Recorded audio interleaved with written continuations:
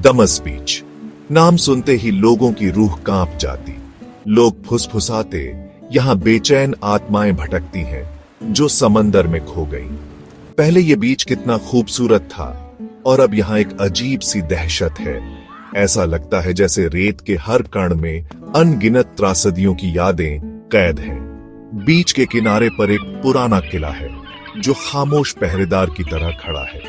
उसकी टूटी हुई दीवारों में कई राज दफन हैं, सदियों पुरानी कहानियां।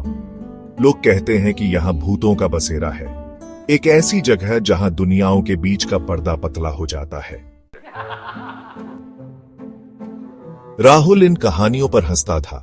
वो अपने दोस्तों प्रिया और विक्रम के साथ एडवेंचर पर निकला था। डरावनी कहानियों वाला दमस बीच उनके लिए एकदम सही जगह थी। टॉर्च और खाने का सामान लेकर वो निकल पड़े, उन रहस्यों को उजागर करने के लिए जो इस बीच से जुड़े थे। जैसे ही वो बीच पर पहुंचे, सूरज डूबने लगा। हवा में ठंडक घुल गई।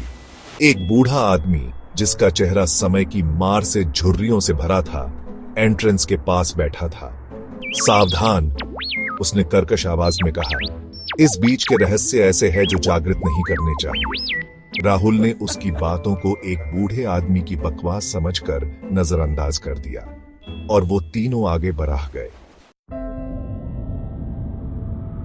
हवा तेज हो गई, उनके चारों तरफ घूमने लगी। हवा में एक धीमी दर्द भरी आवाज गूंज रही थी, जैसे कोई दूर से मदद के लिए पुकार रहा हो। प्रिया कांप उठी। तुम्हें सुनाई दिया? उसने फुसफुसाते हुए कहा। राहुल थोड़ा डरा हुआ था, पर उसने हिम्मत दिखाते हुए कहा, यह तो बस हवा है।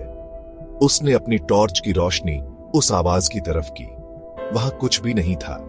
जैसे जैसे वो बीच पर आगे बढ़ते गए, रेत उनके पैरों तले और ठंडी होती गई। सामने किला दिखाई दे रहा था, जिसकी परछाई उनकी तरफ बढ़ते हुए हाथ की तरह लग रही थी। उन्हें किनारे से टकराती हुई लहरों की आवाज आ रही थी। हर लहर किसी चेतावनी की तरह लग रही थी। अचानक विक्रम रुक गया। देखो, उसने किले की तरफ इशारा करते हुए कहा। दीवार पर परछाइयां नाच रही थीं, टॉर्च की रोशनी में मचलती और टेढ़ी मेढ़ी होती हुई। ऐसा लग रहा था जैसे उनकी अपनी जिंदगी हो। वो डरावनी आकृतियां बना रही थीं, जिन्हें देखकर उनकी रूह कांप उठी। राहुल का दिल जोर जोर से धड़क रहा था। उसे डर लग रहा था, एकदम ठंडा और चुभन भरा डर।